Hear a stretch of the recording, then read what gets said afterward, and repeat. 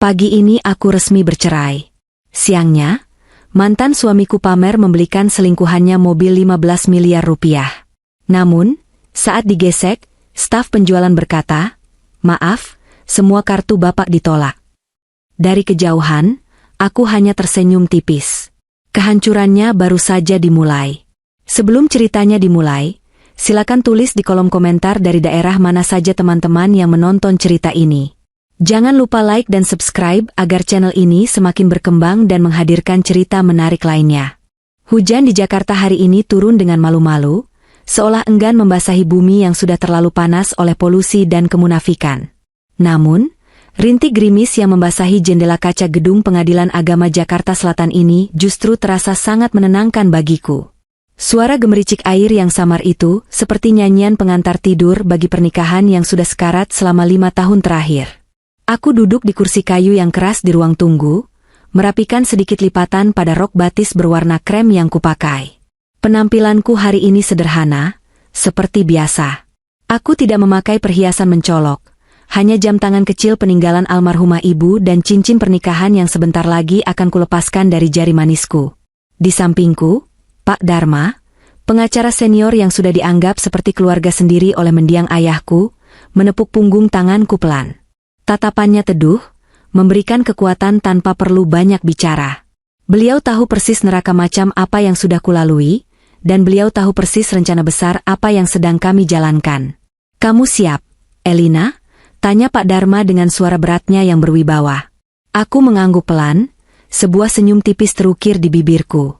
"Sangat siap, Pak. Lebih siap dari hari pernikahanku dulu." Pintu ruang sidang terbuka. Petugas memanggil namaku dan nama laki-laki itu. Rendra. Nama yang dulu selalu kusebut dalam doa. Nama yang dulu membuat jantungku berdebar karena cinta, tapi kini hanya menyisakan rasa mual dan dingin yang menjalar di tulang punggung. Kami masuk ke dalam ruangan yang berhawa dingin itu. Aroma pengharum ruangan berbau jeruk nipis bercampur dengan bau kertas-kertas tua yang lembab. Dan di sana dia duduk. Rendra. Laki-laki itu memakai setelan jas mahal buatan desainer Italia, warna biru dongker yang membalut tubuh tegapnya dengan sempurna. Rambutnya ditata rapi dengan pomade mahal, jam tangan Rolex emas melingkar di pergelangan tangannya, berkilau angkuh di bawah lampu neon ruang sidang. Dia tidak terlihat seperti orang yang akan bercerai. Dia terlihat seperti orang yang akan menghadiri peresmian gedung pencakar langit. Dia menatapku sekilas, tatapan yang penuh dengan rasa kasihan yang dibuat-buat, dicampur dengan ejekan yang tak bisa disembunyikan. Di matanya, aku hanyalah wanita bodoh, istri penurut yang membosankan, yang tidak tahu apa-apa tentang dunia bisnis, yang hanya bisa menghabiskan uangnya. Padahal dia lupa uang siapa yang sebenarnya dia pakai untuk membangun kerajaan bisnisnya itu. Proses mediasi sudah gagal total minggu lalu. Hari ini hanyalah formalitas. Pembacaan ikrar talak dan penandatanganan berkas-berkas administrasi. Hakim ketua membacakan putusan dengan suara datar. Aku mendengarkan setiap kata dengan saksama, meresapi setiap detik kebebasan yang semakin dekat. Tidak ada air mata. Orang-orang mungkin mengira aku syok atau menahan tangis, tapi mereka salah. Aku tidak menangis karena air mataku sudah habis 2 tahun yang lalu, saat aku menemukan bukti transfer pertamanya untuk wanita itu. Setelah palu diketuk, kami diminta maju untuk menandatangani akta. Tanganku tidak gemetar sedikitpun saat memegang pena. Tinta hitam itu menggores kertas putih, membentuk namaku dengan tegas. Elina. Hanya Elina. Bukan lagi Nyonya Rendra. Rasanya seperti melepaskan beban bertonton dari pundakku. Selesai tanda tangan, Rendra berdiri. Dia membenarkan letak dasinya, lalu menatapku sambil menyeringai. Dia memberi isyarat agar pengacaranya minggir sebentar, lalu melangkah mendekatiku. Aroma parfum mahalnya menusuk hidungku, aroma yang kini identik dengan pengkhianatan. "Kamu yakin dengan ini, El?" tanyanya dengan nada rendah, seolah sedang berbicara dengan anak kecil yang merajuk. "Coba pikirkan lagi. Tanpa aku, kamu mau hidup pakai apa di Jakarta? Biaya hidup di sini keras, sayang. Kamu nggak punya keahlian apa-apa selain jadi ibu rumah tangga." Aku menatap matanya lurus-lurus. Dulu, aku akan menunduk takut jika dia bicara dengan nada meremehkan seperti ini. Dulu, aku akan minta maaf meski aku tidak salah. Tapi hari ini berbeda. Aku akan baik-baik saja, Mas. Atau haruskah aku panggil Pak Rendra sekarang? Jawabku tenang. Suaraku stabil, tidak ada getaran sedikit pun. Rendra tertawa kecil, tawa yang menyebalkan. Ah, sudahlah. Jangan sok kuat. Nanti kalau uang tabunganmu habis, jangan datang merengek ke kantorku ya. Aku nggak punya waktu buat meladeni mantan istri yang gagal move on. Dia melirik jam tangannya dengan gaya yang dibuat-buat. Lagi pula, aku harus buru-buru. Amara sudah menunggu. Nama itu disebutnya dengan begitu enteng di depan wajahku, di dalam ruang pengadilan agama, hanya beberapa detik setelah kami resmi bercerai. Amara. Wanita yang merebut posisiku, wanita yang menikmati jerih payah warisan orang tuaku yang dikelola Rendra. Oh ya? Tanyaku singkat. Ya? Jawab Rendra antusias, matanya berbinar licik. Aku mau merayakan kebebasanku hari ini. Aku sudah janji mau membelikan dia mobil baru. Kasihan kan? Masa calon istri pengusaha sukses naik taksi online? Rencananya kami mau ke showroom di Pondok Indah. Dia naksir mobil yang harganya, sudahlah, kamu gak akan paham soal harga mobil mewah. Intinya, harganya cukup buat beli harga dirimu 10 kali lipat. Kata-kata itu tajam, dirancang khusus untuk melukaiku. Rendra ingin melihatku menangis. Dia ingin melihatku hancur, memohon, atau setidaknya marah-marah seperti orang gila agar dia bisa merasa superior. Dia ingin validasi bahwa dia adalah pusat duniaku. Tapi aku tidak memberikannya kepuasan itu. Aku justru tersenyum.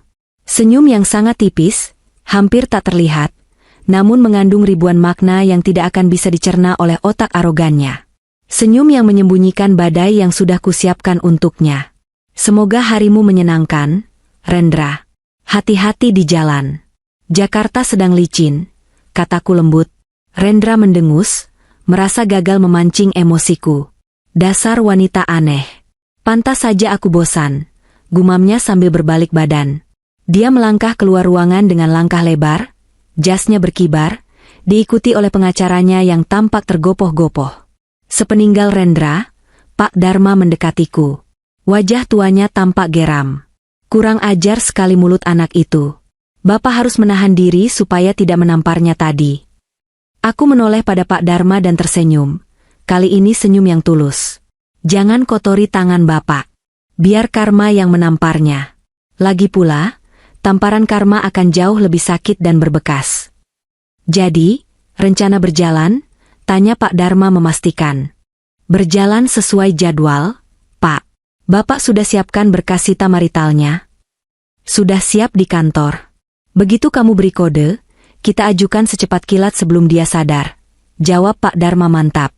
Aku menghela napas panjang, menghirup udara kebebasan yang bercampur aroma hujan.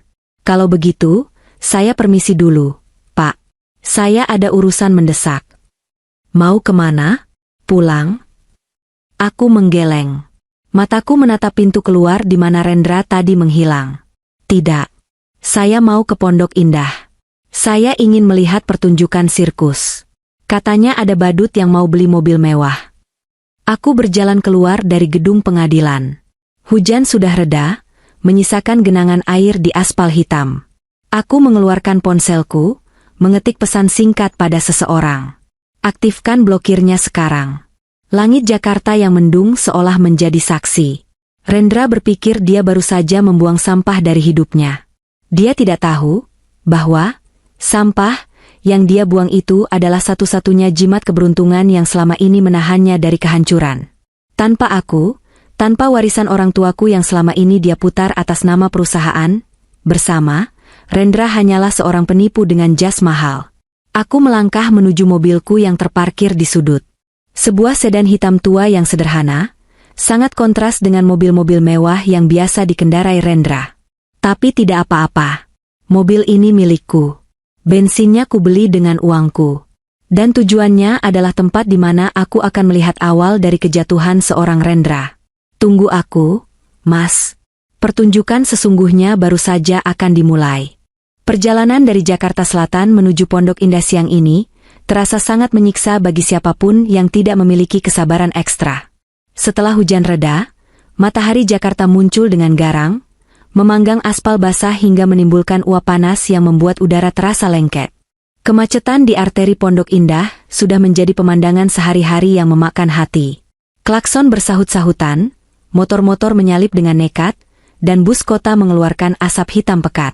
Namun, di dalam showroom mobil mewah importir umum ini, kekacauan di luar sana seolah berada di dimensi lain. Di sini, suasananya tenang, dingin, dan berbau kemewahan.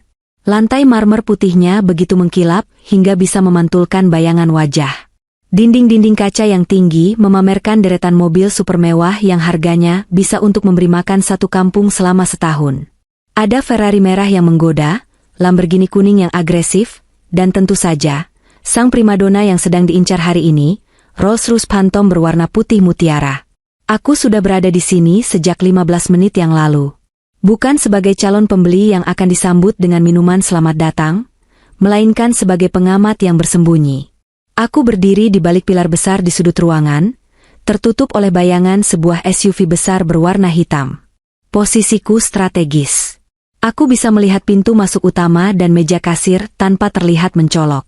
Aku mengenakan kacamata hitam dan masker kesehatan, penyamaran standar yang wajar di era pasca pandemi ini, membuat tidak ada seorang pun yang mengenali wajah mantan istri seorang pengusaha properti ternama.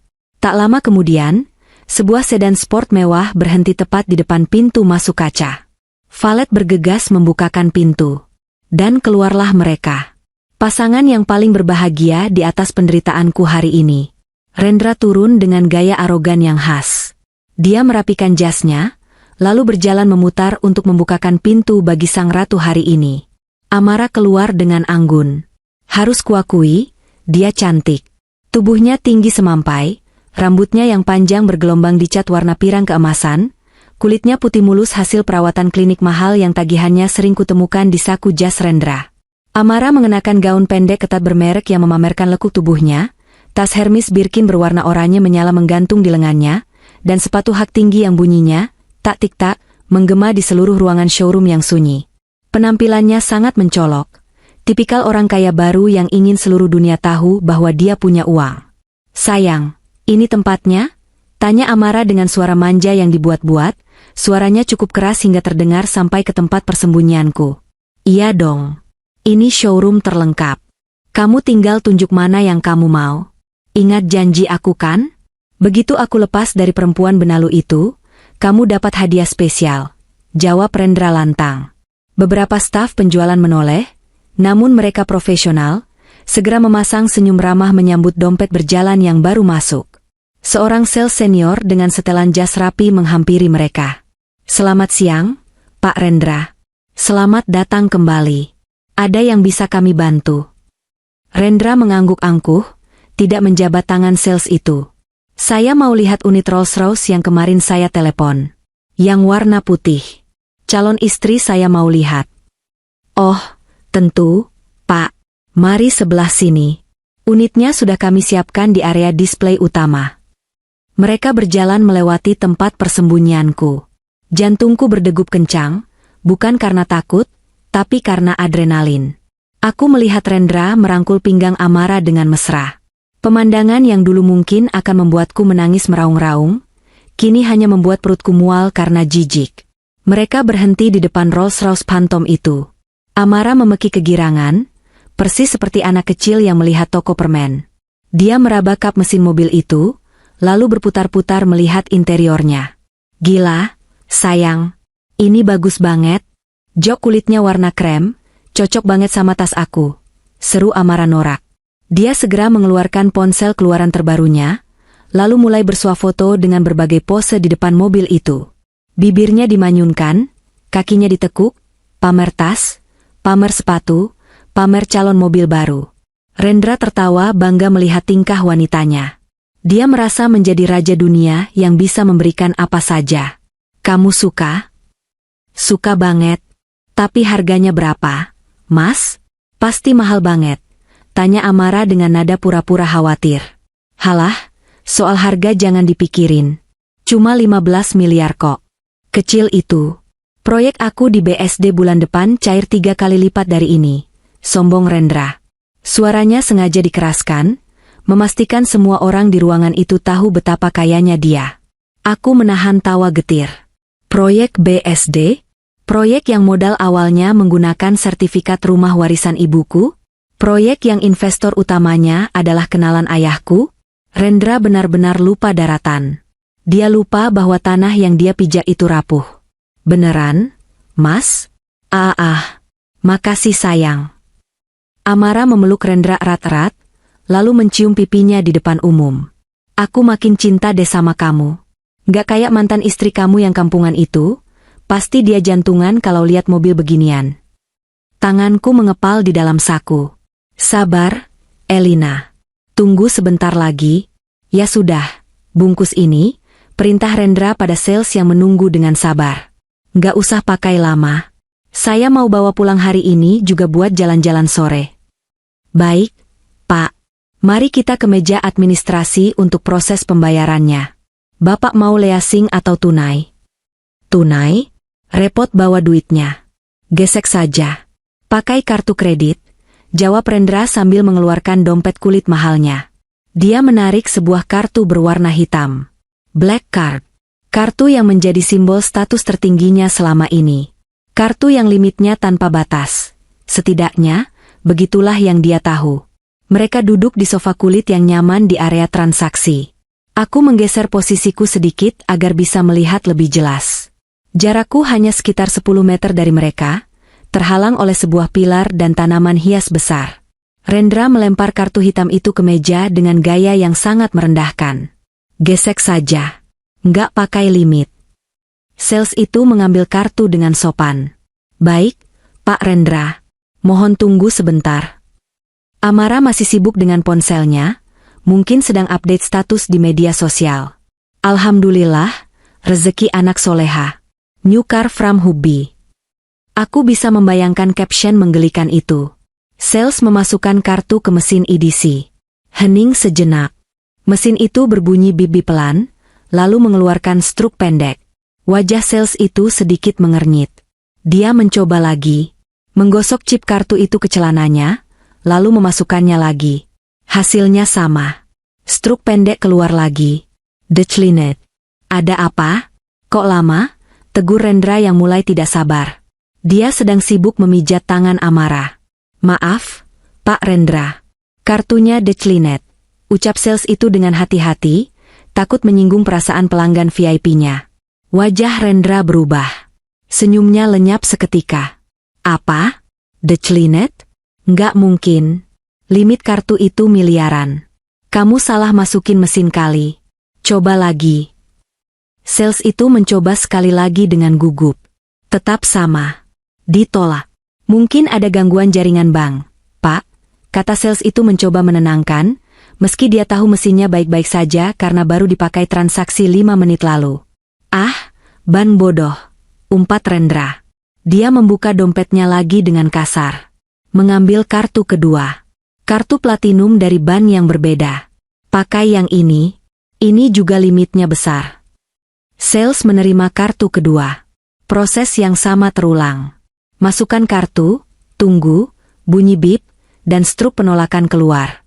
Suasana di showroom yang tadinya tenang mulai terasa canggung. Beberapa pengunjung lain mulai melirik ke arah meja Rendra. Amara berhenti bermain ponsel.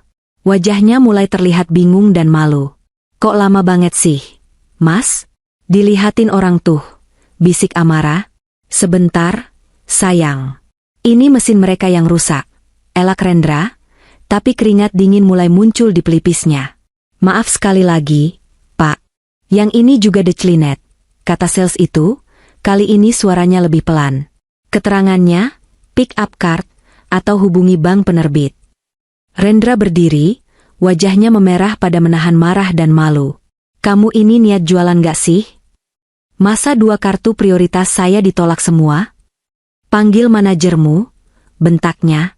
Manajer showroom yang sedari tadi memantau dari jauh segera mendekat. Ada masalah apa ini, Pak Rendra? Ini staf kamu gak becus. Masa kartu saya dibilang declinet? Saya punya saldo ratusan miliar, kamu tahu siapa saya? Rendra berteriak. Suaranya menggema di ruangan luas itu. Amara menunduk, menutupi wajahnya dengan rambut, Jelas sekali dia malu setengah mati. Coba kartu terakhir ini. Kalau sampai nggak bisa juga, saya beli showroom ini sekalian. Rendra melempar kartu ketiganya. Kartu emas. Manajer itu sendiri yang mencoba menggeseknya. Semua mata tertuju pada mesin kecil itu. Hening yang mencekam. Dan TTOT. Lampu merah menyala di mesin. Transaction declined. Rendra ternganga. Dia tidak percaya apa yang terjadi. Tangannya gemetar. Ini pasti ada sabotase. Nggak mungkin. Manajer itu menatap Rendra dengan tatapan yang berubah, dari hormat menjadi curiga. Maaf, Pak Rendra. Sistem bank memberikan kode spesifik. Aset Bapak dibekukan. Dibekukan? Siapa yang berani membekukan aset saya? Rendra meraung, urat lehernya menonjol. Saat itulah aku memutuskan untuk keluar dari persembunyianku.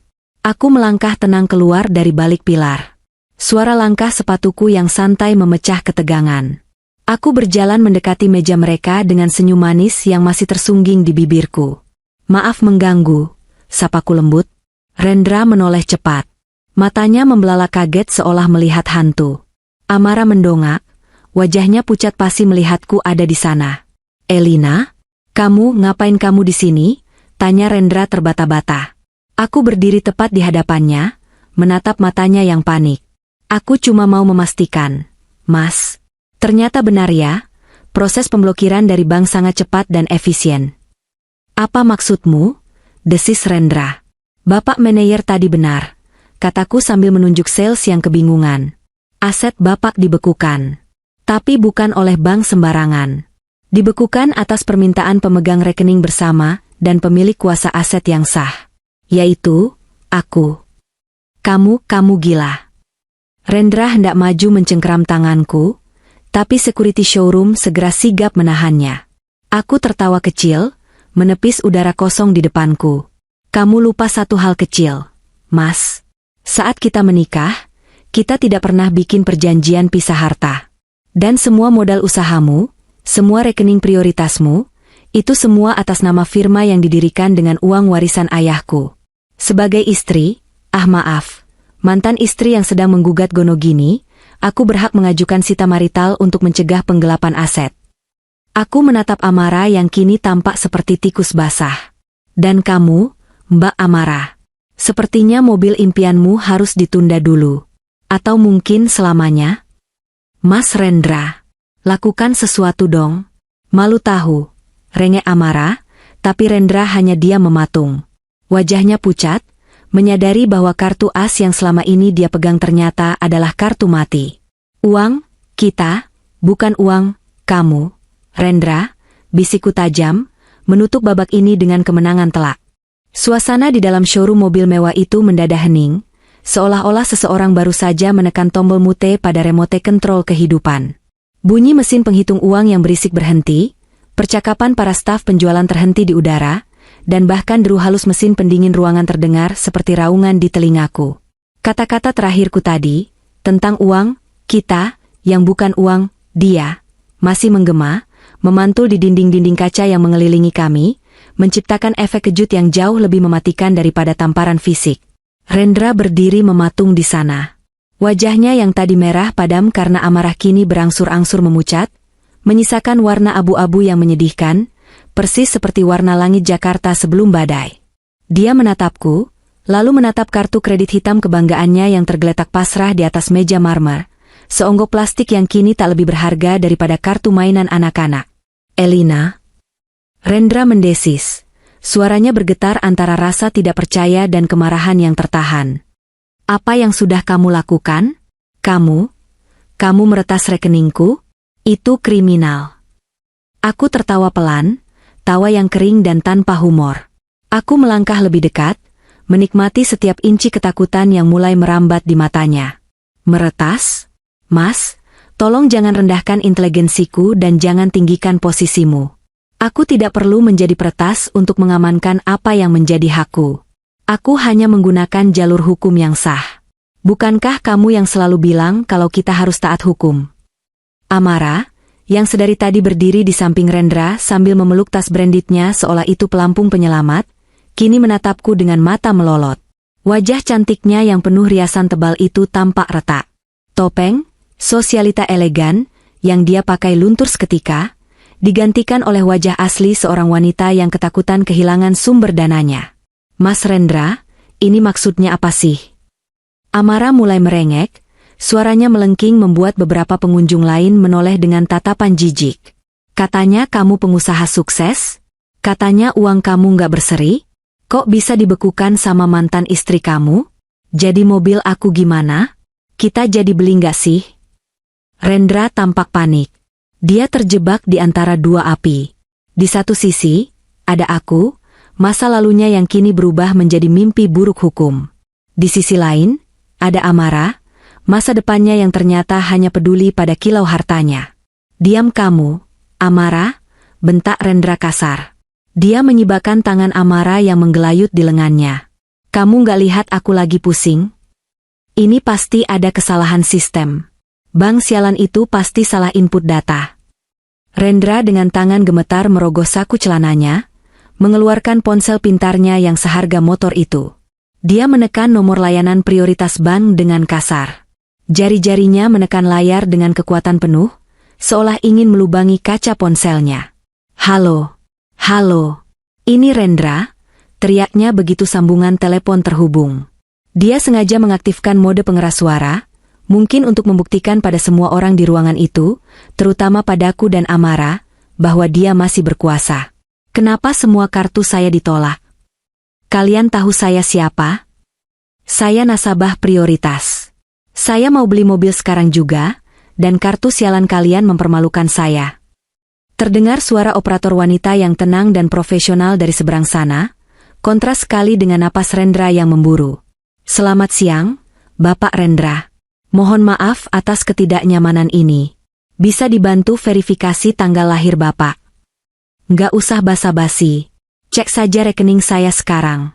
Kenapa statusnya declinet? Potong Rendra, urat-urat di lehernya menonjol keluar. Hening sejenak. Semua orang di showroom itu menahan napas, menunggu vonis. Mohon maaf, Bapak Rendra, suara operator itu terdengar lagi, kali ini lebih tegas. Berdasarkan data di sistem kami, seluruh rekening Bapak, termasuk rekening giro perusahaan dan kartu kredit yang terhubung, saat ini dalam status freeze atau pembekuan aset berdasarkan surat penetapan pengadilan terkait sengketa harta Gonogini dan indikasi penggelapan aset rumah tangga. Kami tidak bisa memproses transaksi apapun sampai ada putusan lebih lanjut. Duar. Penjelasan itu seperti petir di siang bolong bagi Rendra. Ponsel di tangannya nyaris terlepas. Dia menatap ponsel itu seolah benda itu baru saja menggigitnya. Wajahnya bukan lagi pucat, tapi sudah putih seperti kertas. Aku tersenyum miring, lalu menatap manajer showroom yang sedari tadi berdiri canggung. Pak Manajer, sepertinya transaksi hari ini batal. Bapak bisa lihat sendiri, kan? Calon pembeli Bapak tidak punya likuiditas. Kasihan kalau Bapak harus menunggu hal yang tidak pasti. Manajer itu, seorang pria parubaya yang berpengalaman menghadapi berbagai macam orang kaya, segera memahami situasi. Dia mengangguk hormat padaku, bukan pada Rendra. Baik, Bu. Terima kasih informasinya. Lalu dia beralih pada Rendra dengan tatapan dingin. Maaf, Pak Rendra. Karena transaksi tidak bisa dilakukan, kami mohon agar area VIP ini dikosongkan. Ada nasabah lain yang ingin melihat unit ini. Diusir. Rendra, sang raja properti Jakarta Selatan, baru saja diusir secara halus dari tempat di mana dia biasanya dipuja. Harga dirinya hancur berkeping-keping di lantai marmer yang dingin itu. Ini belum selesai, Elina. Rendra menunjuk wajahku dengan jari telunjuknya yang gemetar. Matanya merah, penuh dendam. Kamu pikir kamu bisa memiskinkan aku? Aku yang bangun bisnis ini. Aku yang kerja keras. Kamu cuma istri yang duduk manis di rumah. Aku akan lawan kamu. Aku punya pengacara hebat. Aku menepis tangannya dengan tenang, namun tatapanku tajam menusuk matanya. Silakan, Mas. Sewalah 1000 pengacara pun. Tapi ingat, pengacara butuh bayaran. Dan kamu, mau bayar pakai apa? Kartu kreditmu saja sudah jadi sampah plastik. Rendra terbungkam. Kata-kataku telak mengenai ulu hatinya. Dia sadar, tanpa akses ke rekeningnya, dia lumpuh. Amara, yang menyadari bahwa kapal yang dia tumpangi sedang karam, mulai mengambil langkah mundur. Dia melihat sekeliling, menyadari tatapan mencemooh dari para pengunjung lain yang berbisik-bisik sambil memegang ponsel, mungkin merekam kejadian memalukan ini. "Mas, aku pulang dulu ya," cicit Amara pelan. Dia tidak lagi memanggil, "sayang." Rendra menoleh cepat, menatap kekasihnya dengan tatapan tidak percaya. "Apa? Kamu mau ninggalin aku di sini? Kita pulang bareng. Naik mobil aku." "Mobil kamu bensinnya tinggal dikit." "Mas," jawab Amara ketus, wajah aslinya makin terlihat. "Dan kalau semua kartu kamu diblokir, kamu mau isi bensin pakai apa? Pakai cinta? Maaf ya, aku ada janji pemotretan. Bye." Tanpa menunggu jawaban, Amara memutar tubuhnya dan berjalan cepat keluar dari showroom.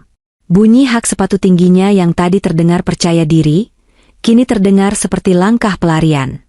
Dia bahkan tidak menoleh lagi ke belakang. Rendra berdiri sendirian di tengah ruangan megah itu.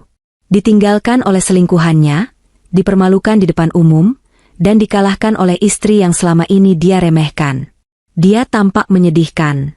Jas mahalnya tiba-tiba terlihat kebesaran di tubuhnya yang tampak menyusut karena malu. Aku menarik napas panjang, menghirup aroma kemenangan yang manis namun juga getir. Tidak ada rasa puas yang berlebihan, hanya rasa lega bahwa keadilan mulai menemukan jalannya. "Semoga harimu menyenangkan, Rendra. Kalau mau pulang, mungkin bisa coba naik busway. Haltenya ada di seberang jalan. Cukup murah kok. Masih terjangkau pakai uang receh di saku celanamu," sindirku pelan sebelum berbalik badan. Aku berjalan keluar dengan langkah tegap, meninggalkan Rendra yang masih terpaku menatap kartu kreditnya yang tidak berguna. Di luar, matahari Jakarta masih bersinar terik, tapi bagiku, udara terasa jauh lebih sejuk. Langit seolah ikut merayakan kemenangan kecil ini. Namun aku tahu, ini baru permulaan. Rendra yang terluka adalah binatang buas yang berbahaya. Dia pasti akan menyerang balik. Dan saat itu terjadi, aku akan menunggunya dengan persiapan yang lebih matang. Gedung pencakar langit di kawasan Sudirman ini berdiri angkuh membelah langit sore Jakarta. Dari lantai 45, di balik dinding kaca kantor hukum Pak Dharma, kota ini terlihat seperti hamparan mainan Lego yang rumit. Cahaya matahari senja memantul di gedung-gedung kaca, menciptakan warna oranye keemasan yang indah, sementara di bawah sana, lampu-lampu kendaraan mulai menyala, membentuk sungai merah dan putih yang merayap pelan di tengah kemacetan jam pulang kantor. Aku duduk di sofa kulit berwarna coklat tua, menyesap secangkir kopi hitam yang masih mengepul. Rasa pahit kopi itu menenangkan saraf-sarafku yang masih sedikit tegang setelah kejadian di showroom tadi siang. Di meja depan kami, terhampar berkas-berkas tebal dengan map berwarna merah dan biru. Judulnya tertulis jelas dengan huruf kapital, permohonan sita marital dan audit forensik keuangan. Pak Dharma duduk di seberangku, melepas kacamata bacanya dan memijat pangkal hidungnya yang tampak lelah. Meski usianya sudah senja, ketajaman pikirannya tidak pernah tumpul. Beliau adalah arsitek di balik strategi hukum yang baru saja meruntuhkan kesombongan Rendra dalam hitungan jam. "Aksimu tadi siang cukup berisiko, Elina," kata Pak Dharma sambil tersenyum simpul, matanya menyeratkan rasa bangga sekaligus khawatir. Menghadapi Rendra secara langsung saat emosinya sedang tidak stabil bisa berbahaya. Dia itu narsisistik. Orang seperti dia tidak bisa menerima kekalahan di depan umum. "Saya tahu, Pak," jawabku tenang, meletakkan cangkir kopi ke tatakannya. "Tapi dia perlu diberi terapi kejut. Selama 5 tahun ini, dia hidup dalam ilusi bahwa saya tidak tahu apa-apa. Dia merasa aman karena mengira saya bodoh.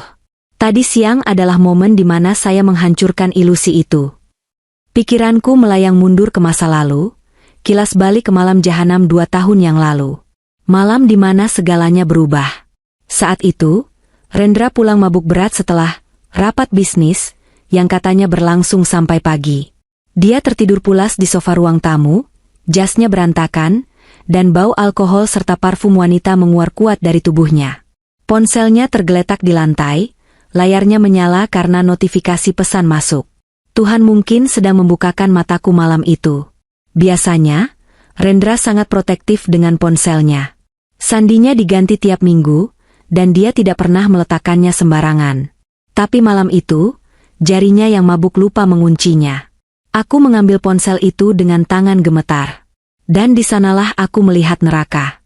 Bukan hanya pesan-pesan mesra menjijikan dari Amara, yang saat itu kontaknya dinamai Pak Budi Logistik. Tapi sesuatu yang jauh lebih menyakitkan, notifikasi mutasi M-Banking. Transfer berhasil ke rek BCA AN Amara S, sebesar 50 juta rupiah. Transfer berhasil ke rek BCA AN Amara S, sebesar 150 juta rupiah, DP apartemen. Mataku memanas saat menggulir riwayat transaksinya. Uang yang dia pakai untuk memanjakan wanita itu, uang yang dia hamburkan, adalah dividen dari perusahaan yang didirikan ayah. Perusahaan yang Rendra kelola hanya karena dia menantuku. Malam itu, aku tidak membangunkan Rendra untuk berteriak atau memaki. Aku tidak melempar vas bunga atau menangis histeris. Sebaliknya, aku mengambil ponselku sendiri, memotret layar ponsel Rendra satu persatu. Ratusan bukti transfer, percakapan chat, dan bukti pemesanan hotel. Aku menyalin semuanya. Setelah itu, aku mulai belajar. Aku yang lulusan sastra, mulai belajar membaca laporan keuangan secara diam-diam. Aku menyewa auditor independen secara rahasia untuk melacak aliran dana perusahaan. Ternyata, kebusukan Rendra jauh lebih dalam. Dia bukan hanya berselingkuh, dia juga pelan-pelan memindahkan aset atas nama pribadinya, memalsukan tanda tanganku di beberapa dokumen pelepasan hak, dan bahkan menggadaikan sertifikat ruko warisan ibu untuk modal proyek bodong demi menutupi gaya hidup mewahnya. 5 tahun aku menahan sakit hati. 2 tahun aku mengumpulkan bukti dalam diam. Aku tersenyum menyambutnya pulang kerja, memasakkan makanan kesukaannya, menyeduh kopinya, sambil diam-diam mencatat setiap kebohongan yang keluar dari mulutnya. Aku menjadi aktris terbaik dalam drama rumah tangga kami sendiri. Kamu melamun, El, suara Pak Dharma menyentakku kembali ke masa kini. Aku tersentak sedikit, lalu tersenyum tipis. Hanya mengingat bagaimana saya bisa sampai di titik ini, Pak. Rasanya seperti mimpi. Ini bukan mimpi, ini hasil kesabaranmu, ujar Pak Dharma tegas. Berkas sita marital yang kita ajukan kemarin sudah disetujui pengadilan tadi pagi. Alasannya kuat, ada indikasi itikat buruk dari tergugat untuk mengalihkan harta bersama. Hakim setuju untuk membekukan semuanya sampai putusan cerai inkrah. Rumah di Pondok Indah, apartemen di Senopati yang ditinggali Amara, rekening perusahaan, rekening pribadi, deposito, bahkan saham-sahamnya. Semuanya beku. Apartemen Amara juga, tanyaku memastikan. Tentu. Sertifikatnya memang atas nama Amara, tapi uang pembeliannya terbukti berasal dari rekening bersamamu dan Rendra. Dalam hukum, itu tetap sengketa. Kita sudah tempel stiker sita jaminan di pintu apartemennya siang tadi. Mungkin itu sebabnya dia tidak bisa pulang ke sana. Aku mengangguk puas. Pantas saja Amara tadi tampak begitu panik. Dia bukan hanya kehilangan calon mobil baru, dia juga terancam kehilangan tempat tinggalnya. Tiba-tiba, ponselku yang tergeletak di meja bergetar hebat. Nama, suamiku, terpampang di layar, aku belum sempat mengganti namanya di kontak. Nada deringnya terdengar lebih nyaring dari biasanya, seolah membawa amarah si penelepon. Aku menatap Pak Dharma. Beliau mengangguk, memberi isyarat untuk mengangkatnya tapi menyalakan loudspeaker. Aku menggeser tombol hijau. Halo. Dasar wanita ular.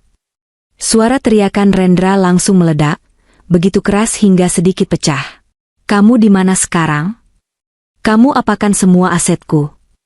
Kenapa orang bank bilang aku nggak bisa tarik tunai serupiah pun? Kamu mau membunuhku? Hah? Aku menjauhkan ponsel sedikit dari telinga, membiarkan dia menumpahkan racunnya. Suara latar belakang di seberang sana terdengar bising, seperti suara klakson dan deru kendaraan. Rendra sepertinya sedang berada di pinggir jalan. Aku tidak membunuhmu, Rendra. Aku hanya mengambil kembali oksigen yang selama ini kamu curi dariku. Jawabku tenang. Kamu bertanya kenapa asetmu beku? Tanyakan pada hati nuranimu. Atau lebih tepatnya, tanyakan pada riwayat transaksimu selama 2 tahun terakhir. Jangan sok suci kamu, potong Rendra kasar. Itu uang hasil keringatku. Aku yang kerja banting tulang. Kamu cuma diam di rumah. Kamu nggak berhak atas uang itu. Kerja keras? Maksudmu kerja keras memindahkan uang warisan ayahku ke rekening selingkuhanmu? Atau kerja keras memalsukan tanda tanganku untuk agunan ban? Potongku tajam. Nada suaraku mulai meninggi, emosi yang kupendam mulai bocor sedikit. Aku punya semua buktinya. Rendra, audit forensik sudah selesai. Setiap rupiah yang kamu curi untuk membelikan tas Hermes atau membayar sewa apartemen Amara, semuanya tercatat. Dan sekarang, pengadilan sudah mengamankannya. Hening sejenak di seberang sana, hanya terdengar napas Rendra yang berat dan kasar. Cabut gugatan Sita itu sekarang juga, Elina, ancamnya, tapi kali ini suaranya lebih rendah, lebih berbahaya. Kalau tidak, aku akan pastikan kamu menyesal. Kamu nggak tahu siapa orang-orang di belakangku. Aku bisa bikin hidupmu hancur. Aku terkekeh pelan. Ancaman kosong dari pria yang sudah kalah. Hidupku sudah hancur sejak kamu memutuskan untuk mengkhianati pernikahan kita, Mas. Sekarang, aku sedang membangunnya kembali dari puing-puing yang kamu tinggalkan. Dan soal orang-orang di belakangmu, investor-investormu itu, sebentar lagi mereka juga akan menghubungimu. Berita tentang pembekuan asetmu pasti sudah menyebar di grup WhatsApp pengusaha. Kamu. Rendra kehabisan kata-kata. Sudahlah, Rendra. Simpan tenagamu. Kamu akan butuh banyak energi untuk sidang pembuktian minggu depan. Dan saranku, mulailah cari tumpangan. Langit mendung, sebentar lagi hujan, dan kamu tidak punya mobil. Selamat sore. Aku mematikan sambungan telepon sepihak. Memutus aksesnya, memutus kontrolnya. Pak Dharma tersenyum lebar sambil mengacungkan jempol. Bagus. Tenang, tegas, dan mematikan. Sekarang dia pasti sedang kalang kabut mencari pinjaman. Aku kembali menatap pemandangan Jakarta di luar jendela.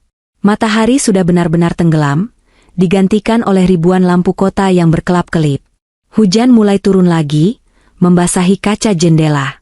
Di suatu tempat di bawah sana, di trotoar yang basah dan dingin, ada seorang pria yang dulu kucintai, kini sedang merasakan bagaimana rasanya menjadi orang yang tidak punya apa-apa. Sita marital ini bukan hanya soal uang. Ini adalah tentang mengembalikan harga diri yang diinjak-injak. Ini adalah pesan bahwa kebaikan bukanlah kelemahan. Langkah selanjutnya apa, Pak? Tanyaku. Pak Dharma menutup berkas di depannya. Langkah selanjutnya adalah tahap yang paling menyenangkan, Elina. Kita akan biarkan berita ini bekerja dengan sendirinya. Besok, gosip akan menyebar. Dan tidak ada yang lebih cepat menghancurkan seorang pengusaha arogan selain hilangnya kepercayaan publik. Aku tersenyum, membayangkan hari esok. Babak baru kehancuran Rendra akan segera dimulai, bukan di ruang sidang, tapi di meja-meja arisan dan kafe-kafe mahal tempat reputasi diperdagangkan. Berita buruk di Jakarta memiliki kecepatan rambat yang melebihi cahaya, terutama di kalangan sosialita papan atas yang hidupnya bergantung pada validasi sosial dan saldo rekening. Jika ada satu hal yang lebih cepat menyebar daripada virus flu di musim hujan, itu adalah kabar tentang kebangkrutan seorang pengusaha yang sombong. Siang ini, aku menghadiri acara arisan bulanan, The Diamond Circle, di sebuah restoran fine dining di kawasan Senopati. Dulu, Rendra selalu melarangku datang ke sini sendirian. Dia bilang aku terlalu lugu, terlalu kampungan, dan tidak akan nyambung dengan obrolan istri-istri pejabat atau pengusaha lain. Namun hari ini, aku datang dengan kepala tegak, mengenakan gaun sutra berwarna navy yang elegan dan sederhana, tanpa perhiasan berlebihan. Aku bukan lagi istri Rendra yang penurut. Aku adalah Elina, pemilik sah dari imperium bisnis yang sedang runtuh itu. Suasana restoran begitu mewah dengan dominasi ornamen emas dan kristal. Aroma truffle dan anggur mahal memenuhi udara. Begitu aku melangkah masuk ke ruang VIP, keheningan mendadak tercipta. Belasan pasang mata yang dilapisi bulu mata palsu dan kontak lens berwarna menatapku. Tatapan mereka bukan lagi tatapan meremehkan seperti dulu, melainkan tatapan penuh rasa ingin tahu, simpati yang dibuat-buat, dan, tentu saja, haus akan gosip segar. Ya ampun, Elina, sayang. Seruan melengking datang dari Bu Siska, ketua arisan yang juga istri seorang pejabat bank swasta. Dia segera berdiri dan memelukku, cipika-cipiki dengan gaya udara yang khas. Duduk sini, Jeng. Kita semua kaget banget loh denger beritanya. Kamu yang sabar ya. Aku tersenyum tipis, memainkan peranku dengan sempurna. Terima kasih, Bu Siska. Yah, namanya juga hidup, ada pasang surutnya. Tapi beneran itu si Rendra kartunya ditolak di showroom? Tanya Bu Desi, wanita yang paling kepo di grup ini, langsung menembak ke inti masalah tanpa basa-basi. Videonya viral loh di TikTok. Ada karyawan sana yang rekam diam-diam. Gila ya, malu banget pasti. Mana bawa, gundiknya lagi. Ah, jadi videonya sudah viral. Bagus sekali. Rencana semesta bekerja lebih cepat dari dugaanku. Saya belum lihat videonya, Bu, jawabku tenang sambil menyesap teh chamomile. Tapi memang benar, saya sudah mengajukan pembekuan aset. Selama ini saya diam karena ingin menjaga nama baik keluarga, tapi Rendra sudah keterlaluan. Dia menggunakan uang warisan almarhum ayah saya untuk membiayai gaya hidup wanita itu. Pernyataan itu seperti melempar daging segar ke kolam piranha. Ibu-ibu sosialita itu langsung riuh rendah. Dalam dunia mereka, perselingkuhan mungkin hal biasa, tapi menggunakan uang istri untuk selingkuhan adalah dosa besar yang tak termaafkan. Itu melanggar kode etik tidak tertulis kaum istri. Kurang ajar banget. Seru Bu Siska berapi-api. Pantesan bisnisnya kelihatannya moncer. Ternyata modal mertua. Ih, amit-amit jabang bayi. Laki-laki kayak gitu harus dimiskinkan. Jangan kasih ampun. Tenang saja, Bu. Pengacara saya sudah mengurus semuanya. Kataku lembut. Tiba-tiba ponsel Bu Siska berbunyi. Dia melirik layar, lalu matanya membelalak menatapku. Jeng, ini suamiku telepon. Katanya di kantor Rendra lagi ada keributan besar. Aku meletakkan cangkir tehku perlahan. Oh ya? Mungkin para debt collector atau investor yang mulai panik. Aku harus ke sana, gumamku sambil berdiri, berpura-pura khawatir padahal hatiku bersorak. Bagaimanapun juga, itu perusahaan yang didirikan ayah saya. Saya harus memastikan karyawan tidak menjadi korban kegilaan Rendra. Pergi, selamatkan asetmu. Kita semua dukung kamu. Seru mereka serempak. Dukungan mereka mungkin palsu, tapi pengaruh gosip yang akan mereka sebarkan setelah aku pergi adalah senjata yang sangat nyata. Mulai detik ini, pintu pergaulan kelas atas Jakarta tertutup rapat untuk Rendra dan Amara. Aku meninggalkan restoran itu dan langsung menuju kantor pusat Rendra Properties di kawasan Kuningan. Perjalanan memakan waktu 30 menit. Sesampainya di sana, suasana lobi gedung yang biasanya tenang dan berwibawa kini berubah menjadi pasar. Ada sekelompok orang berbadan besar dengan jaket kulit hitam duduk-duduk di sofa lobi, jelas debt collector dari bank atau rentenir yang mencium bau darah. Resepsionis tampak ketakutan, telepon di meja berdering tanpa henti. Beberapa karyawan berlalu lalang dengan wajah cemas, membawa kardus barang-barang pribadi mereka. Kapal sedang karam, dan para awak mulai melompat. Aku berjalan melewati gerbang keamanan dengan kartu akses utamaku, kartu yang tidak pernah dicabut aksesnya karena akulah komisaris utama di akta perusahaan. Jabatan yang selama ini hanya di atas kertas tapi kini menjadi pedangku. Security yang mengenalku segera membungkuk hormat, membukakan jalan dengan patuh. Naik ke lantai 12, ruang direksi, kekacauan semakin terasa. Pintu kaca ruangan Rendra terbuka lebar. Suara teriakan terdengar sampai ke lorong. Saya bilang tunggu. Proyek BSD pasti cair bulan depan. Kalian jangan main tarik dana seenaknya. Itu suara Rendra. Terdengar parau, panik, dan putus asa. Aku melangkah masuk. Pemandangan di dalam ruangan itu sungguh mengenaskan. Rendra berdiri di balik meja besarnya, dasinya sudah longgar, rambutnya acak-acakan. Di hadapannya duduk 3 orang pria berjas rapi, perwakilan investor, dan 2 orang dari pihak bank. Maaf, Pak Rendra, kata salah satu pria berjas itu dengan dingin. Kami mendengar kabar valid bahwa aset pribadi dan perusahaan Bapak sedang dalam sengketa hukum dan dibekukan.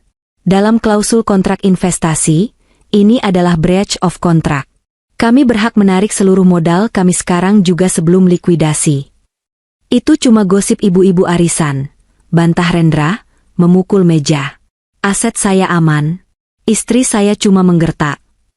Mantan istri, Rendra. Koreksi sedikit, suaraku membelah perdebatan itu. Semua kepala menoleh ke arah pintu. Rendra terpaku melihatku. Wajahnya yang tadi merah karena marah kini berubah pucat pasi, seolah melihat malaikat pencabut nyawa. Elina, desisnya.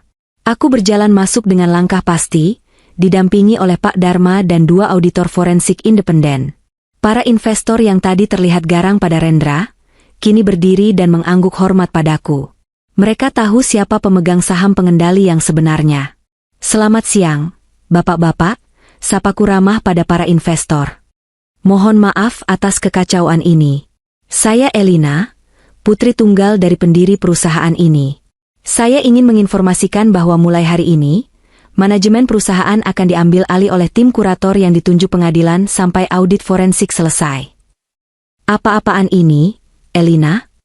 Ini kantorku, teriak Rendra, mencoba mempertahankan sisa-sisa otoritasnya yang sudah runtuh. Aku menatapnya dingin. Kantor ini, gedung ini, bahkan meja yang kamu pakai untuk berselingkuh via telepon itu, semuanya dibeli dengan uang ayahku. Kamu lupa? Kamu masuk ke sini hanya membawa ijazah dan baju di badan. Sekarang, silakan keluar dengan cara yang sama. Rendra hendak menerjangku, tapi 2 security berbadan tegap yang dibawa Pak Dharma langsung menahannya. Lepaskan aku. Aku direktur utama di sini. Rendra meronta, tapi tenaganya tidak sebanding. Sudah tidak lagi, Pak Rendra, Pak Dharma menyodorkan sebuah map. Berdasarkan rapat umum pemegang saham luar biasa yang disahkan notaris pagi tadi, mengingat Ibu Elina memegang 80% saham, Bapak resmi diberhentikan secara tidak hormat karena dugaan penggelapan dana perusahaan untuk kepentingan pribadi. Rendra ternganga. Dia lupa bahwa selama ini aku membiarkan dia memimpin, tapi aku tidak pernah memberikan saham ayah padanya. Investormu menarik diri, Rendra, lanjutku kejam tapi jujur. Ban menuntut pelunasan kredit macet yang kamu pakai untuk beli apartemen Amara. Vendor material menagih utang. Dan kamu tidak punya akses ke 1 rupiah pun. Para investor membereskan berkas mereka. Bu Elina, kami akan bicara dengan tim hukum Ibu. Kami pegang janji Ibu untuk membereskan ini. Kalau masih dipimpin Bapak ini, kami jelas cabut. Satu persatu orang meninggalkan ruangan itu, menyisakan Rendra yang terduduk lemas di kursi kebesarannya yang kini terasa seperti kursi listrik. Dia menatap sekeliling ruangan mewah itu, menyadari bahwa kerajaannya baru saja runtuh dalam waktu kurang dari 24 jam. Kenapa, El? Tanyanya lirih, air mata frustrasi mulai menggenang di matanya. Kenapa kamu tegas sekali? Aku ini suamimu, ayah dari anak-anak yang belum sempat kita miliki. Aku tertawa getir mendengar manipulasinya. Justru karena aku belum punya anak darimu, aku bersyukur, Rendra. Bayangkan betapa malunya anakku nanti punya ayah yang mencuri uang ibunya untuk menghidupi wanita lain. Aku meletakkan sebuah kardus kosong di atas mejanya. Kardus bekas mie instan yang kutemukan di pantry. Bereskan barang pribadimu. Foto-fotomu, piala-piala palsumu. Tinggalkan semua aset perusahaan, termasuk kunci mobil dinas dan laptop. Kamu punya waktu 10 menit sebelum security menyeretmu keluar. Aku membalikkan badan, tidak ingin melihat wajah menyedihkan itu lebih lama lagi. Saat aku melangkah keluar, aku mendengar suara isak tangis tertahan dari arah meja direktur. Pria yang dulu begitu gagah, begitu sombong, yang merasa dunia ada di genggamannya, kini menangis seperti anak kecil yang kehilangan mainan. Namun, tidak ada rasa iba di hatiku. Yang ada hanyalah rasa lega. Kanker dalam hidupku sudah diangkat. Sekarang tinggal masa pemulihan. Seminggu telah berlalu sejak insiden di kantor itu. Jakarta sepertinya sedang menangis bersama Rendra, karena hujan tidak berhenti turun selama 3 hari terakhir. Langit kelabu menggantung rendah, membuat suasana kota terasa sendu dan melankolis. Namun bagiku, hujan ini membersihkan sisa-sisa kotoran masa lalu. Siang ini, aku duduk di pojok sebuah kedai kopi kecil di daerah Kemang. Bukan kafe mewah tempat sosialita biasa berkumpul, melainkan kedai kopi sederhana yang tenang, dengan aroma biji kopi Arabica yang dipanggang dan suara musik jazz pelan yang mengalun. Di luar, hujan deras memukul-mukul kaca jendela, menyamarkan pemandangan jalanan yang macet. Aku sedang menikmati hot hazelnut latte sambil membaca buku, ketika lonceng pintu berbunyi. Sesosok wanita masuk dengan tergesa-gesa, menutup payung hitamnya yang sudah patah salah satu jari-jarinya. Dia mengibaskan air dari bajunya yang basah kuyup. Itu Amara. Nyaris saja aku tidak mengenalinya. Amara yang kulihat di showroom minggu lalu adalah definisi kemewahan. Rambut blow sempurna, wajah glowing, pakaian branded dari ujung kaki ke kepala. Tapi wanita yang berdiri di sana sekarang terlihat seperti bayangan pudar dari dirinya sendiri. Rambut pirangnya tampak kusam dan lepek karena air hujan, akarnya yang hitam mulai tumbuh, menandakan dia belum ke salon. Wajahnya tanpa makeup, memperlihatkan kantung mata hitam yang tebal dan kulit yang pucat. Dia mengenakan kaos polos biasa dan celana jeans yang ujungnya basah terkena cipratan air genangan. Tidak ada tas Hermes, hanya tote bag kanvas lusuh. Dia melihat ke sekeliling dengan cemas, lalu matanya menangkap sosokku. Ada keraguan di langkahnya, tapi kebutuhan mendesak memaksanya mendekat. Dia duduk di kursi di hadapanku tanpa permisi. Aroma tubuhnya bukan lagi parfum Prancis mahal, melainkan bau apek baju yang tidak kering sempurna bercampur keringat kecemasan. "Terima kasih sudah mau ketemu, Mbak Elina," suaranya serak dan bergetar. Dia tidak berani menatap mataku. Aku menutup buku yang sedang kubaca, meletakkannya di meja, dan menatapnya lurus. "Aku hanya punya waktu 20 menit, Amara. Katakan apa yang mau kamu katakan." Amara meremas-remas tangannya yang saling bertautan di atas meja. Kuku-kukunya yang dulu dihiasi nail art cantik kini polos, dan ada beberapa yang patah. "Mbak, tolongin aku," ucapnya lirih, air mata mulai menggenang di pelupuk matanya. "Tolong cabut sita apartemen itu, Mbak. Tolong, aku diusir dari sana kemarin sore. Barang-barangku ditahan security. Aku nggak punya tempat tinggal sekarang. Aku numpang di kosan teman, tapi cuma boleh 3 hari." Aku menyesap kopiku dengan tenang, merasakan kehangatan cairan itu mengalir di tenggorokanku, kontras dengan dinginnya tatapanku pada wanita ini. "Itu bukan urusanku, Amara. Apartemen itu dibeli dengan uang perusahaan ayahku. Itu aset sengketa. Kamu tahu resikonya saat menerima hadiah dari suami orang, kan?" "Tapi aku nggak tahu kalau uangnya dari Mbak," bantah Amara, mulai terisak. "Mas Rendra bilang dia kaya raya. Dia bilang perusahaan itu miliknya. Dia janji mau nikahin aku dan jamin hidup aku. Aku korban juga di sini, Mbak." "Korban?" Aku tertawa kecil, tawa yang tidak sampai ke mata. "Kamu bukan korban, Amara. Kamu penjudi. Kamu bertaruh pada pria yang sudah memiliki istri, berharap bisa menang besar. Dan sekarang, saat bandar menutup meja perjudian, kamu menangis karena kalah taruhan." Amara menunduk dalam-dalam, bahunya berguncang.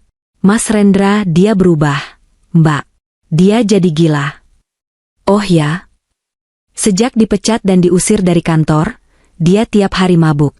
Dia datang ke tempatku, waktu aku belum diusir, marah-marah, banting barang. Dia nyalahin aku atas semua ini. Dia bilang gara-gara aku minta mobil, Mbak jadi tahu semuanya. Dia hampir pukul aku kemarin." Amara menyibakkan sedikit rambutnya, memperlihatkan lebam samar di pipi kirinya. Aku menatap lebam itu tanpa ekspresi. Tentu saja, Rendra adalah pengecut. Saat dia merasa kuat, dia menginjak orang lain. Saat dia lemah, dia mencari kambing hitam untuk disalahkan. Dulu dia menyalahkanku atas kegagalan bisnis kecilnya, sekarang dia menyalahkan Amara atas kehancuran hidupnya. Siklus abusive yang sudah sangat kuhafal. Itu konsekuensi pilihanmu, Amara. Kamu menginginkan dia, kan? Kamu bangga sekali waktu pamer di Instagram kalau kamu berhasil merebut hati, sugar daddy, kaya raya. Nah, sekarang dia sepenuhnya milikmu. Tanpa gangguan dariku, tanpa aku yang menghalangi. Harusnya kamu senang.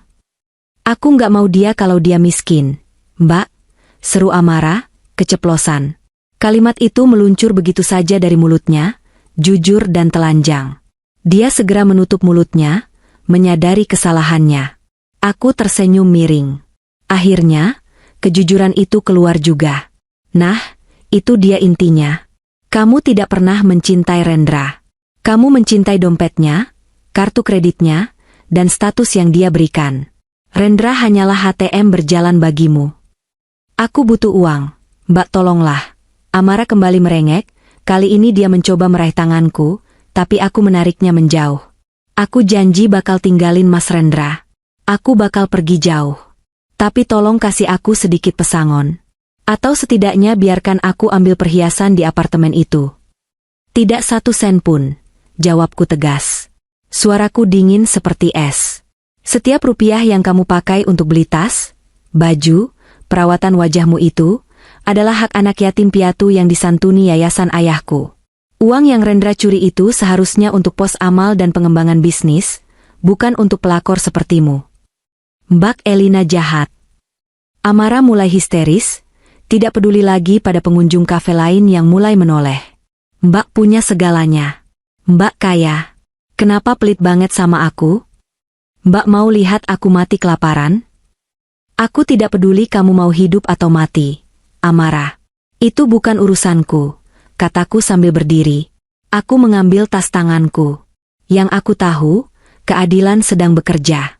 Kamu menghancurkan rumah tanggaku demi uang. Sekarang uangnya diambil, dan kamu ditinggalkan dengan puing-puing rumah tangga yang kamu hancurkan sendiri. Aku menatapnya dari atas ke bawah, tatapan iba yang merendahkan. Saran saya, cari pekerjaan halal. Cuci piring, jadi pelayan toko, apa saja. Belajarlah bahwa uang itu didapat dari keringat, bukan dari menghancurkan kebahagiaan wanita lain. Mbak. Amara masih mencoba menahan langkahku. Aku menepisnya pelan. Oh, satu lagi.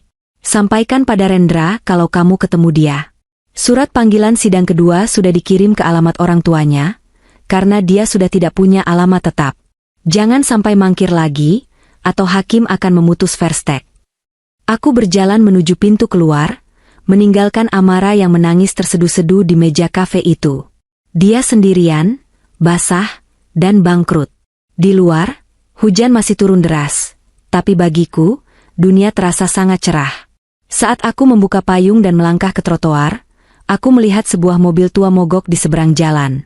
Seorang pria sedang menendang ban mobil itu dengan frustrasi di tengah hujan. Itu Rendra. Mobil temannya mungkin, atau mobil sewaan murah.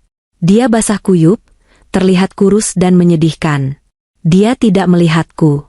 Dia terlalu sibuk memaki nasibnya sendiri. Aku masuk ke dalam mobilku yang hangat, menyalakan mesin, dan memutar lagu favoritku. Roda kehidupan berputar. Dulu aku yang menangis dalam diam di kamar mandi, sementara mereka tertawa di hotel mewah. Sekarang, aku bisa menikmati kopiku dengan tenang, sementara mereka berebut sisa-sisa remah roti di tengah badai yang mereka ciptakan sendiri. Kamu mencintai uangnya, kan? Gumamku pelan, mengulang kata-kataku pada Amara tadi. Sekarang uangnya sudah kembali ke pemilik aslinya. Silakan ambil orangnya kalau kamu mau. Aku menginjak gas, meninggalkan Kemang, meninggalkan masa lalu yang kelam di spion mobilku. 1 babak lagi. Tinggal 1 babak lagi untuk menutup buku ini selamanya. Hari ini adalah hari di mana semuanya akan berakhir. Atau mungkin, hari di mana semuanya baru akan benar-benar dimulai. Suasana di Pengadilan Agama Jakarta Selatan pagi ini terasa jauh lebih dingin dari biasanya. Mungkin karena AC sentral yang diputar maksimal, atau mungkin karena aura ketegangan yang memancar dari setiap sudut ruang sidang utama. Aku duduk di barisan depan sebelah kanan, didampingi Pak Dharma dan tim hukumnya yang solid. Di seberangku, di meja tergugat, duduk Rendra. Pemandangan di meja seberang itu sungguh kontras dengan kemegahan yang dulu selalu ia pamerkan. Rendra yang duduk di sana bukan lagi Rendra Sang, raja properti, yang selalu tampil necis dengan jas Italia dan rambut klimis. Pria itu tampak kurus, wajahnya tirus dengan tulang pipi yang menonjol, dan ada lingkaran hitam pekat di bawah matanya yang menyeratkan malam-malam tanpa tidur. Kemeja putih yang dipakainya terlihat kusut di bagian lengan, seolah dia tidak lagi peduli pada penampilannya. Dia duduk menunduk, memainkan jari-jarinya dengan gugup, sesekali melirik ke arahku dengan tatapan yang sulit diartikan, campuran antara kemarahan, penyesalan, dan ketakutan yang mendalam. Pengacaranya, seorang pria muda yang kelihatannya baru lulus magang, hanya itu yang mampu dia bayar sekarang, tampak sibuk membolak-balik berkas dengan tangan gemetar. Hakim ketua, seorang pria parubaya dengan wajah tegas dan kacamata tebal, mengetukkan palunya 3 kali. Suara, tok tok tok, itu menggema di ruangan, membungkam bisik-bisik para hadirin di kursi belakang. Ya, sidang putusan ini cukup menarik perhatian. Beberapa mantan rekan bisnis Rendra bahkan datang, mungkin bukan untuk memberi dukungan, melainkan untuk memastikan bahwa kapal pesaing mereka benar-benar tenggelam. Sidang putusan perkara perceraian dan sengketa harta bersama antara saudari Elina binti Sulaiman sebagai penggugat dan saudara Rendra sebagai tergugat, dinyatakan dibuka dan terbuka untuk umum. Suara hakim ketua terdengar berat dan berwibawa melalui pengeras suara. Jantungku berdetak stabil. Tidak ada rasa deg-degan seperti saat sidang pertama. Aku sudah melewati badai emosi itu. Sekarang, aku hanya ingin melihat pelangi setelah hujan, atau setidaknya, melihat puing-puing badai dibersihkan. Hakim mulai membacakan pertimbangan hukumnya. Proses ini memakan waktu yang cukup lama. Beliau menguraikan satu persatu fakta persidangan yang telah kami sajikan selama berbulan-bulan. Mendengarnya kembali seperti memutar ulang film dokumenter tentang kebodohan dan pengkhianatan Rendra. Menimbang bahwa berdasarkan bukti-bukti yang diajukan penggugat, berupa mutasi rekening koran, bukti transfer, dan hasil audit forensik independen, terbukti secara sah dan meyakinkan bahwa tergugat telah melakukan pengalihan aset bersama tanpa persetujuan penggugat. Aku melirik Rendra. Dia semakin menunduk, bahunya merosot. Setiap kata yang keluar dari mulut hakim, seperti pukulan palu godam yang menghantam sisa-sisa harga dirinya. Hakim menyebutkan nominal angka yang fantastis, miliaran rupiah yang dialirkan Rendra ke rekening Amara, pembelian apartemen, mobil-mobil mewah, hingga liburan ke Eropa. Semuanya menggunakan uang perusahaan warisan ayahku yang seharusnya menjadi hak harta bersama atau dividen pemegang saham.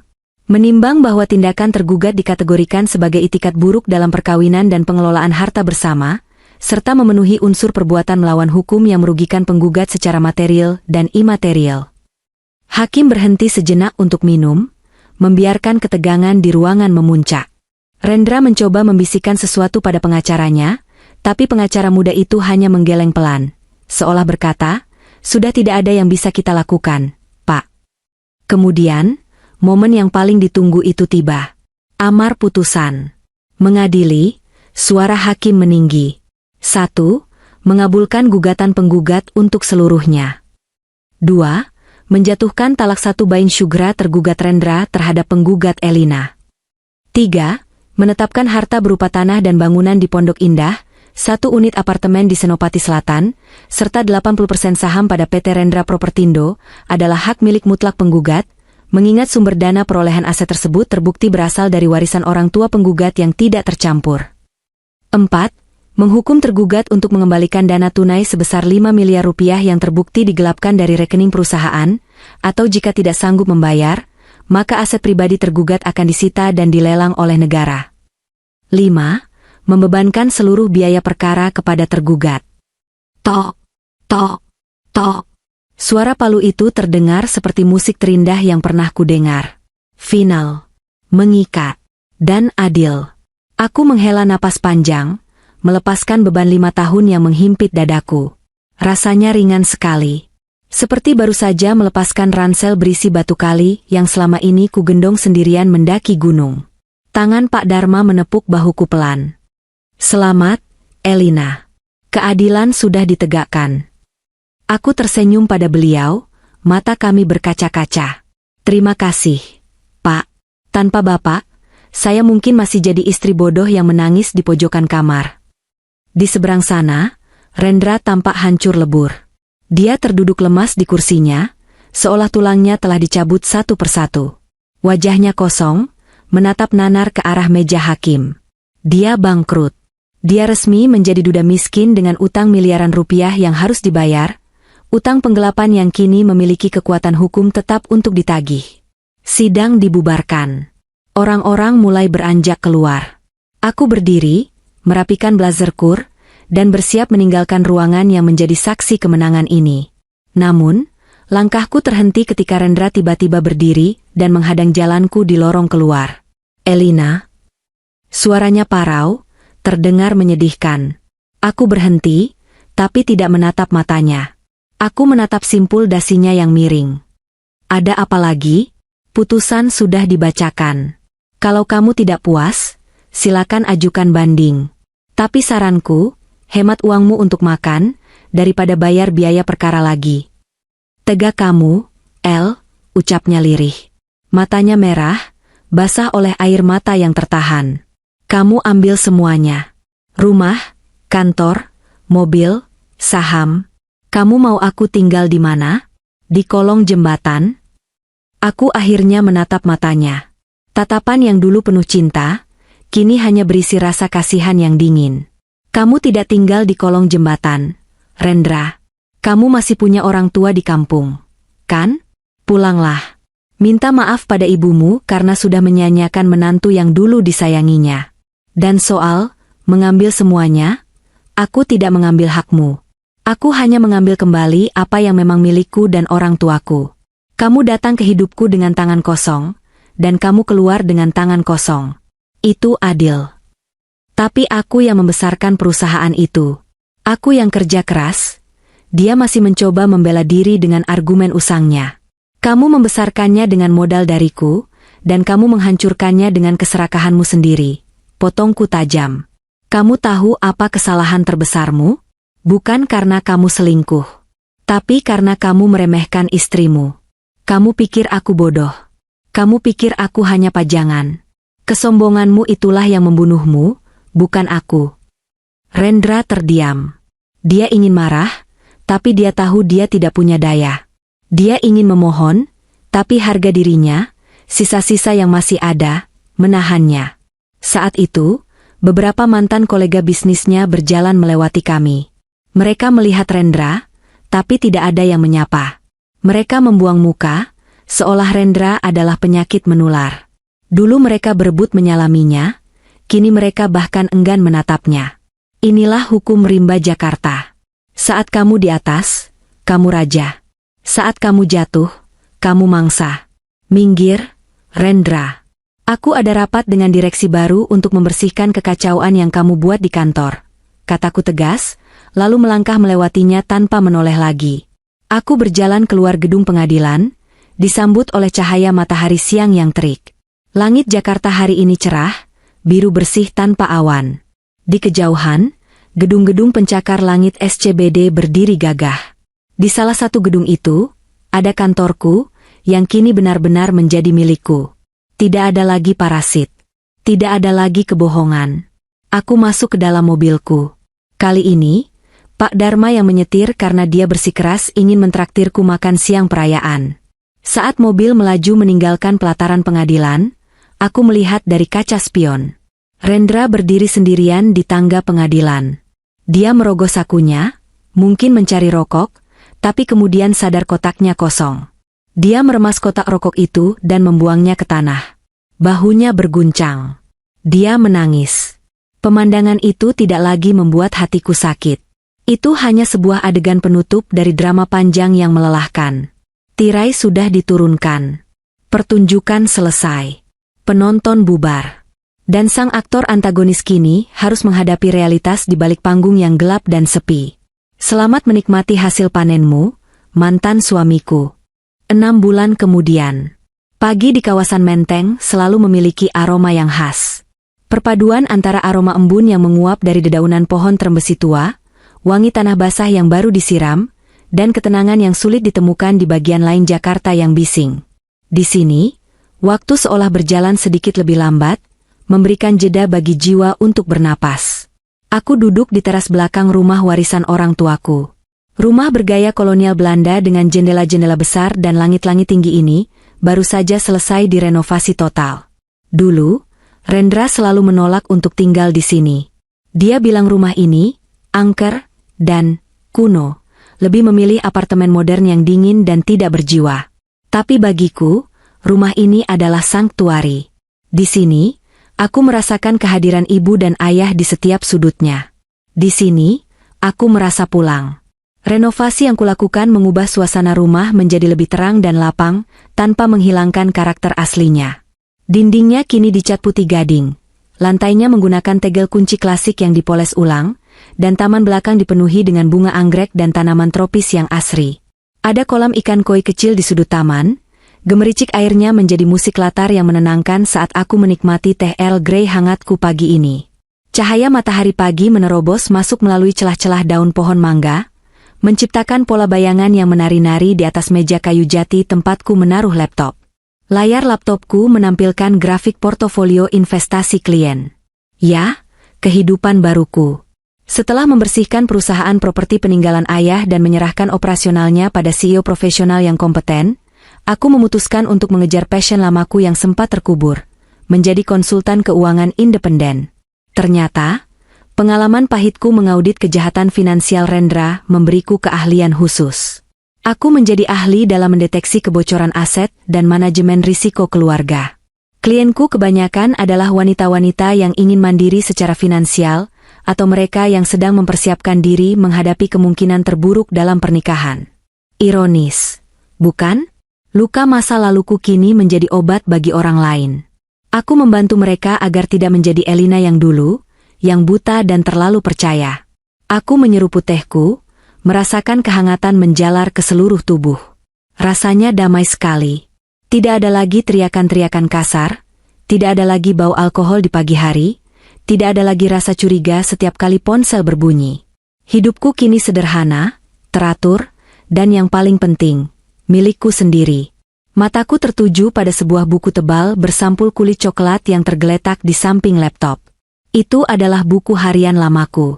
Buku yang menjadi saksi bisu air mataku selama 5 tahun pernikahan neraka itu. Semalam, aku membacanya lagi untuk terakhir kalinya.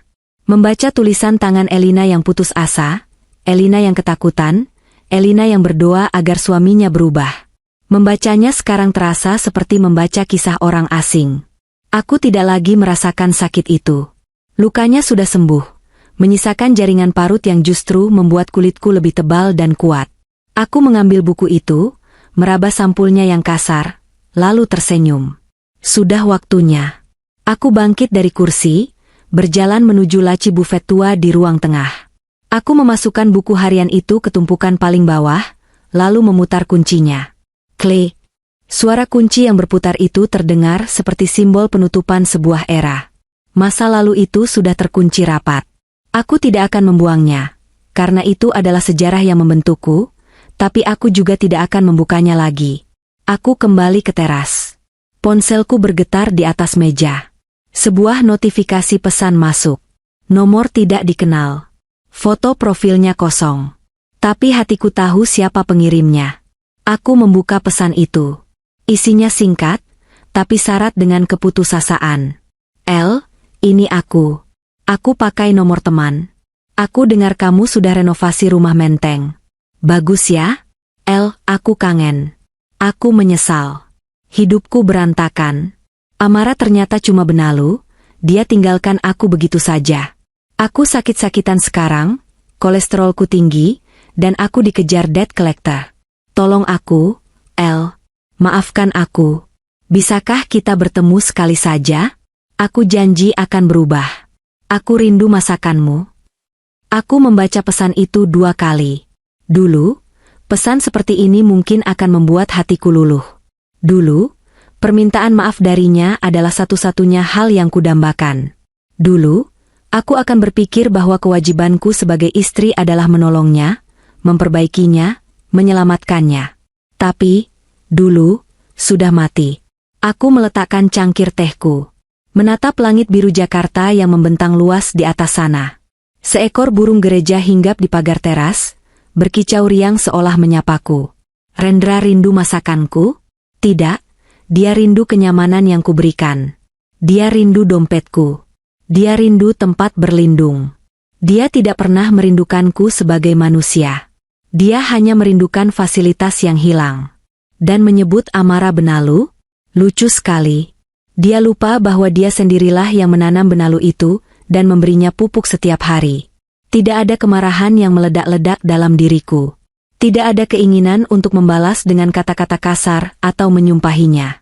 Yang tersisa hanyalah rasa indifferent, ketidakpedulian yang total. Rasa yang hampa, datar, dan netral. Dan itulah bentuk balas dendam tertinggi. ketika keberadaan seseorang sudah tidak lagi mampu mengusik emosimu sedikitpun. Dia sudah menjadi abu, debu yang tidak berarti. Jariku bergerak di atas layar ponsel. Aku tidak mengetik balasan. Tidak ada gunanya berdebat dengan hantu dari masa lalu. Aku menekan tombol opsi, lalu memilih menu yang paling tepat untuk situasi ini. Blok kontak. Delete conversation. Pesan itu hilang seketika dari layar, seolah tidak pernah ada. Aku menarik napas dalam-dalam, menghirup aroma bunga kemuning yang sedang mekar. Udara terasa segar, memenuhi paru-paruku dengan harapan baru. Aku melihat jam tangan. Pukul 9 pagi. Sebentar lagi klien pertamaku akan datang, seorang ibu muda yang ingin memulai investasi saham untuk pendidikan anaknya. Aku merapikan rambutku, mematut diri sebentar di pantulan kaca jendela. Wanita yang kulihat di sana bukan lagi Elina yang rapuh. Dia adalah Elina yang matang, elegan, dan merdeka. Senyumku mengembang, tulus dan penuh percaya diri. Aku sudah memenangkan pertempuran ini. Bukan dengan menghancurkan Rendra, tapi dengan berhasil menyelamatkan diriku sendiri. Rendra hanyalah sebuah bab buruk dalam buku kehidupanku yang tebal, dan sekarang, aku sedang menulis bab-bab baru yang jauh lebih indah. Aku kembali duduk, membuka lembar kerja baru di laptopku, dan mulai mengetik. Judulnya, Rencana Masa Depan. Selamat tinggal, Rendra. Dan selamat pagi, Elina.